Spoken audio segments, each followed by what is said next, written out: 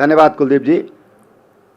आज की इस वर्चुअल रैली के हमारे मुख्य अतिथि भारतीय जनता पार्टी के पूर्व राष्ट्रीय अध्यक्ष और वर्तमान में भारत सरकार में रक्षा मंत्री आदरणीय श्री राजनाथ सिंह जी, मंच पर विराजमान भारतीय जनता पार्टी उत्तराखंड प्रदेश के अध्यक्ष आदरणीय बंशीधर भगत जी, दिल्ली में हमारे राज्य के प्रभारी और भारतीय जनता पार्टी के राष्ट्रीय उपाध्यक्ष आदरणीय श्याम जाजू जी, सेंटर में हमारे मिनिस्टर मानव संसाधन विकास आदरणीय श्री रमेश पोखरियाल निशंक जी, हमारे सांसदगण श्री तीरथ सिंह जी, श्री अजय भट्ट जी, अनिल जी सामने दिख रहे हैं, और सभी हमारे मेरे सम्मुख उपस्थित पार्टी के पदाधिकारीगण, हमारे जनप्रतिनिधिगण और पत्रकार मित्रों, मैं आज की इस वर्चुअल रैली में माननीय राजनाथ सिंह जी का बहुत बहुत स्वागत करता हूं,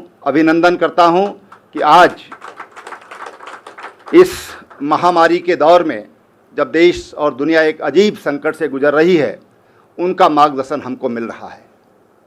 एक साल दूसरे कार्यकाल का पूरा हुआ है माननीय नरेंद्र भाई मोदी जी के, और इस कालखंड में एक साल में जो निर्णय उन्होंने लिए हैं, ऐतिहासिक निर्णय लिए हैं, चाहे संसद के सत्र को लेकर के लीजिए, कैबिनेट के निर्णयों को लेकर देखिए, या देश की आज़ादी के बाद जो निर्णय लिए जाने चाहिए थे, चाहे राम जन्मभूमि का मसला रहा होगा, चाहे धारा 370 का मसला होगा, या कॉमन सिविल कोड का मसला होगा, वो निर्णय, ऐसे अनेक बड़े बड़े निर्णय इस एक साल में उन्होंने लिए हैं। मैं उसके लिए माननीय प्रधानमंत्री जी को और उनकी टीम को बहुत बहुत बधाई देता हूं, बहुत बहुत शुभकामनाएं देता हूं। भगवान बद्री विशाल का आशीर्वाद उनको मिला है, वो मिलता रहेगा, ऐसी में मैं भगवान बद्रीनाथ जी से प्रार्थना करता हूं। आज जब देश वैश्विक महामारी कोविड-19 से गुजर रहा है, ऐसे में लॉकडाउन का निर्णय होगा, लॉकडाउन 2-3 का निर्णय होगा। वो निर्णय बहुत ही साहसिक निर्णय थे, बोल्ड डिसीजन थे, जिनको लेना किसी भी राष्ट्राध्यक्ष के लिए, राष्ट्र के मुखिया को लेने के लिए 50 बार सोचना पड़ा, और दुनिया के बड़े बड़े देश उस निर्णय को नहीं ले पाए, और हमारे प्रधानमंत्री जी ने लाखों लोगों की जान बचाई है फर्स्ट लॉकडाउन को लेकर के।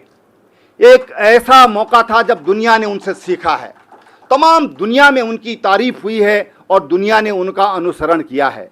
ये हमारे लिए सौभाग्य की बात है, इस देश के लिए सौभाग्य की बात है कि जिन अपेक्षाओं के साथ उन्होंने दोबारा उनको प्रधानमंत्री बनाया, उन अपेक्षाओं को पूरा करने में हमारे देश के प्रधानमंत्री बड़ी शिद्दत के साथ उस पर काम कर रहे हैं और निर्णय ले रहे हैं। आज इस कोविड-19 के लिए मुझे पूरा विश्वास है कि भारत इससे विजयी होगा। भारतवासी जिस तरह से इसमें सहयोग कर रहे हैं, निश्चित रूप से ये कोविड महामारी भी यहाँ से हारेगी।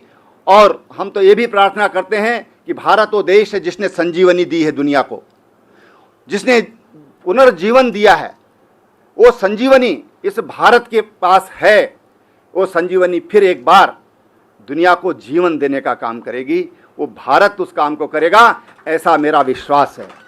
मित्रों, मैं बताना चाहता हूं कि हमारी सरकार के, राज्य सरकार के भी 3 साल से अधिक हो गए हैं, और इन 3 सालों में हमने अपने घोषणा पत्र, जो हमारा विजन 2017 है, 2017 है, उस घोषणा पत्र में अगर आप पढ़ेंगे, मैं आपसे कहना चाहता हूं पार्टी के कार्यकर्ताओं से कि हमने उस घोषणा पत्र में जो वायदे प्रदेश की जनता से किए, आज 85% वायदे हमने पूरे कर लिए हैं।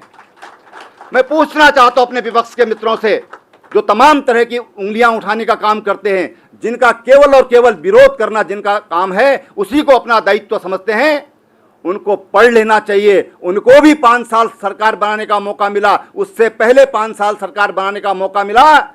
उनकी घोषणा पत्र में जो चीजें लिखी हुई हैं, जो उन्होंने प्रदेश की जनता से वायदा किया है, मैं दावे के साथ कह सकता हूं कि उन्होंने 20% भी पूरे नहीं किए हैं। हमने आज जब 3.5 साल हुए हैं, हमने 85% घोषणाएं, और जितनी महत्वपूर्ण घोषणाएं हैं वो हमने घोषणाएं पूरी की हैं। चाहे गैर ऋण का मसला होगा या किसानों को ब्याज मुक्त ऋण देने का मसला होगा, हमने आज जो घोषणाएं पूरी की हैं। चाहे पलायन पर बातें बहुत बातें हुई, लेकिन पलायन पर जो काम होना चाहिए था उसको लेकर के कोई काम किसी ने नहीं किया।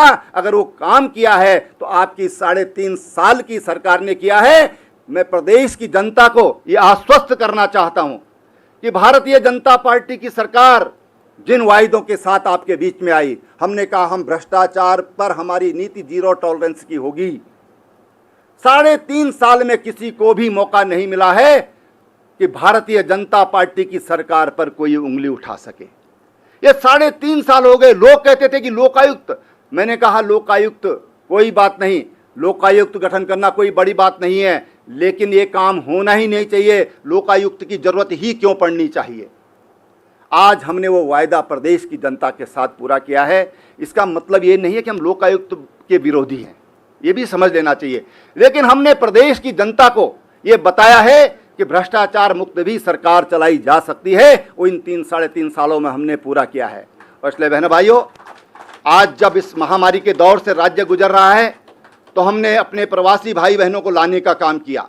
इसको लेकर के तमाम तरह की लोगों की चिंताएं थी, तमाम तरह के सुझाव हमारे पास आए, लेकिन हमने ये निर्णय लिया कि हमारा एक भाई बहन जो उत्तराखंड वापस आना चाहता है उसको वापस लाने का काम ये आपकी सरकार करेगी, आपका भाई करेगा, आपका बेटा करेगा। हम एक उत्तराखंड वासी को वापस अपने राज्य में लाने का काम करेंगे और हमने आज व्यवस्थाएं की हैं। आज हमारे कोविड केयर सेंटर में 17,000 हमारे पास बेड्स आज उपलब्ध हैं। आज हमारे राज्य में हमने 5-6 गुना तक वेंटिलेटर की संख्या बढ़ाई है। इन 4 महीनों में हमने आईसीयू, हर जिले में आईसीयू का गठन किया है। हमने 400 डॉक्टर इन 4 महीनों में भर्ती किए हैं। अभी भी भर्ती की प्रक्रिया चालू है। हम एक उत्तराखंड वासी की सुरक्षा के लिए, उसको जो मेडिकल एड चाहिए उसके लिए आज ये राज्य तैयार है। मुझे मीडिया के लोगों ने पूछा कि आपके पास पैसा है, मैंने कहा मेरे पास कोविड के लिए लड़ने के लिए कोई पैसे की कमी नहीं है। पत्रकार मुझे पूछते कि मुख्यमंत्री, अन्य मुख्यमंत्री कह रहे हैं हमारे पास पैसा नहीं है। मैंने कहा मेरे पास पर्याप्त पैसा है। मैं आज फिर कहना चाहता हूं मेरे पास पर्याप्त पैसा है कोविड से लड़ने के लिए। अभी तो हम 1/10वां भी खर्च नहीं कर पाए। पर्याप्त पैसा है, हमारे पास कोई दिक्कत नहीं है। ये मैं प्रदेश की जनता को आश्वस्त करना चाहता हूं। आप सतर्कता बरतिए, जो सामाजिक दूरी, जो डिस्टेंस आपस में हमको बना के रखना चाहिए उसका आप पालन करिए। आप साफ सफाई, हाथ बार बार धोते रहिए, चेहरे को बार बार धोते रहिए, मास्क का इस्तेमाल करिए। ये मैं इस आपके माध्यम से कहना चाहता हूं। और अंतिम बात मैं कहना चाहता हूं, मौतें हो रही हैं। कुछ अन्य रोगों के कारण भी हो रहे हैं, कुछ कोविड के कारण भी हुई है। लेकिन एक दिक्कत जो सामने आ रही है, लोग अंतिम संस्कार के लिए कई जगह पर विवाद खड़े हो रहे हैं। मैं उनसे कहना चाहता हूं कि विवाद की जरूरत नहीं है। जो भी मृतक होता है उस पर, उसको पहले संक्रमण रहित किया जाता है। जिस बैग में उस बॉडी को रखा जाता है वो भी संक्रमण रहित की जाती है। और उसके बावजूद भी संक्रमण का कोई भय न रहे, उस बॉडी को अंतिम संस्कार करने का काम ये प्रशिक्षित लोगों के द्वारा किया जाता है, उनके परिवारों को नहीं सौंपा जाता। इसी वजह से कि फिर भी अगर कोई किसी के मन में कोई आशंका, कोई भय है तो वो भय न रहे। और इसलिए मैं आप सबसे कहना चाहता हूं, जो मेरी आवाज़ सुन रहे हैं, अपने कार्यकर्ताओं से मैं विशेष रूप से कहना चाहता हूं कि हम कार्यकर्ता अग्रदूत बने। कार्यकर्ताओं ने जो भूमिका निभाई है इस कोविड-19 से लड़ने में, चाहे रक्त की जरूरत पड़ी, रक्त देने का काम हमारे नौजवानों ने किया, खाना खिलाने का काम हमारे नौजवानों ने किया, अगर कहीं पर रात्रि विश्राम के लिए भवनों की जरूरत पड़ी तो हमारे कार्यकर्ताओं ने किया। मैं आप सब कार्यकर्ताओं से विश्वास दिलाना चाहता हूं कि आज आपके प्रदेश का मुख्यमंत्री एक कार्यकर्ता है। जैसी आपकी भावना है उसी भावनाओं के से वो भी जुड़ा हुआ है, ओतप्रोत है। आप विश्वास करिए, हम इस कोविड से लड़ेंगे और इससे आगे बढ़ेंगे, इसको पीछे छोड़ेंगे, ये मैं आपको विश्वास दिलाना चाहता हूं। एक बार फिर माननीय राजनाथ सिंह जी का इस सभा में बहुत बहुत स्वागत करता हूं, अभिनंदन करता हूं। बहुत बहुत धन्यवाद। नमस्कार।